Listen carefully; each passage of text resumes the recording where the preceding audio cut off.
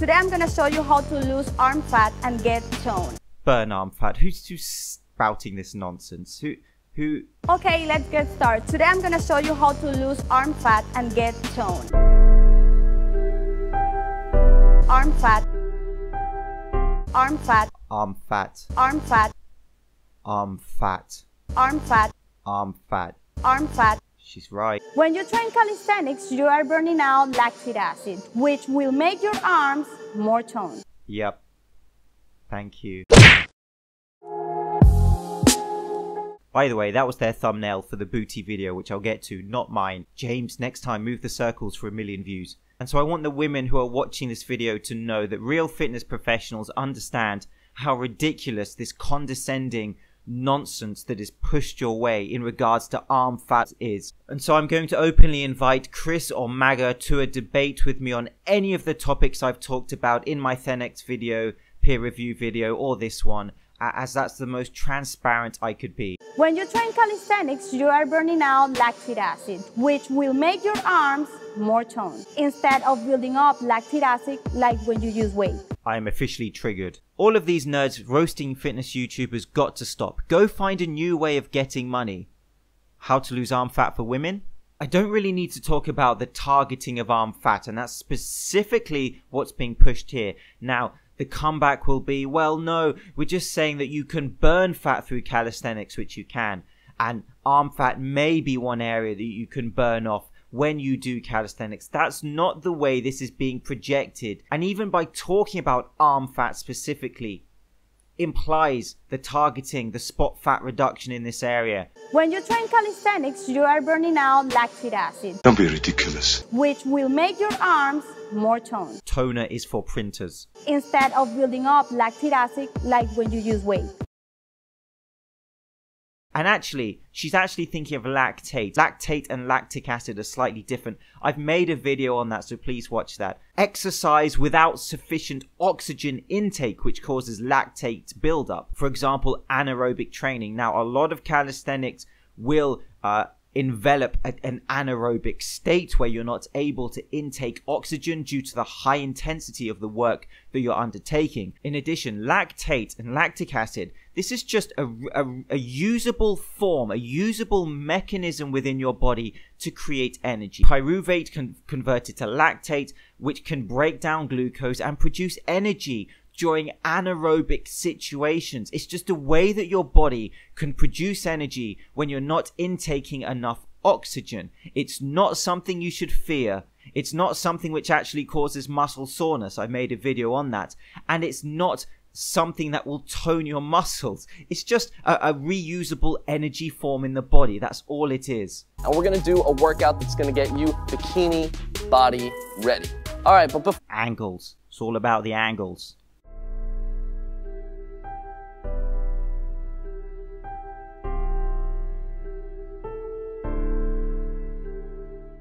And so I made a video about Chris Herrier from Thenx. I said his channel was essentially good for calisthenics, however that his nutritional information was pure bro science, and I gave clear statements from respected people in the fitness industry, and I condensed information to explain that energy substrates are not linear, and that fasted training has no significant benefit to you. Oh, but how upset people got, and the Thenx army have attacked. Said that buff guy, Alan Roberts, was better than Chris, yet I highly doubt that guy can do a pseudo push-up. Or what about a handstand push-up?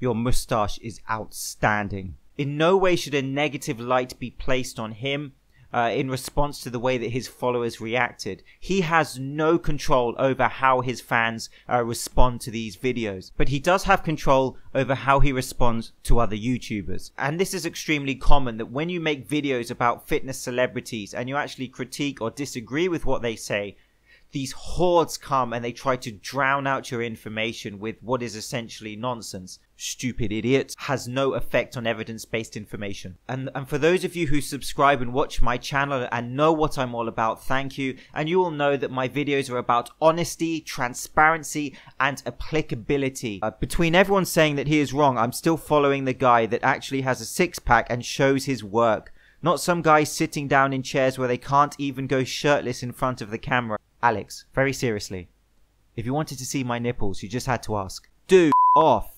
If you could do 1 rep of handstand push-up, you noob. Honestly, you have me completely stumped. Forget evidence-based research into fasted training or energy substrates.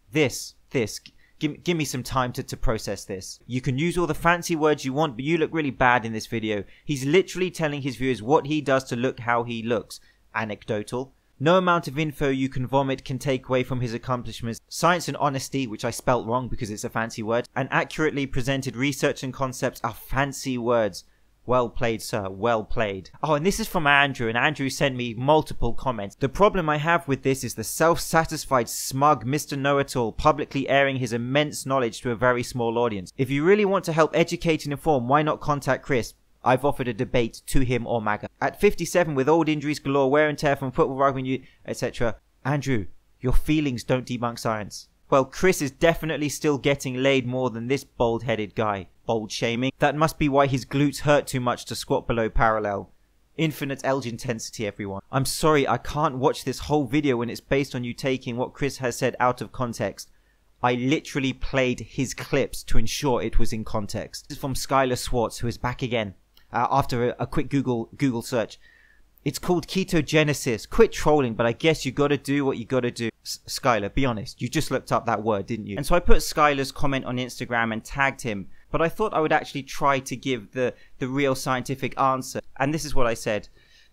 By the way, Chris carb cycles within a week, so he is not in a state of ketosis. That is the real answer, but it's less fun.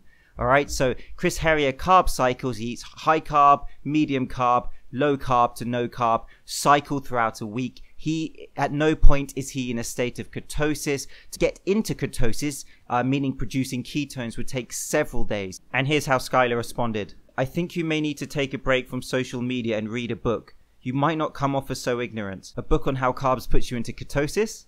Oh, and Andrew's back. This was Andrew's 4th comment. You're not the sort of person that I care to associate. Good luck with your tiny audience. 1,200 or 5% approved your content. 30 years of manufacturing leadership dealing with performance data and facts tell me that is a very poor number, and you really should review what you're doing. But hey, you don't need approval as you have already given yourself an A+. But he's not finished. He had to stick the knife in and leave a lasting impression. And this is what he came up with. Aren't you a bit old to be posting from your mum's basement? Mum, I'm gonna burn off my calories from yesterday. Empty the tank. What? No, it's real science. Chris Harrier told me. What did these people think would happen when they sent me these messages? I'm going to say the same thing that I said to the V-Shred fans. This is what I do. What did you think would happen? And so I honestly don't care if you follow Thenx or not. Of course you can follow whoever you like. What difference would it make to me? But what I do want to do is project real information, evidence-based information, which will help people chronically.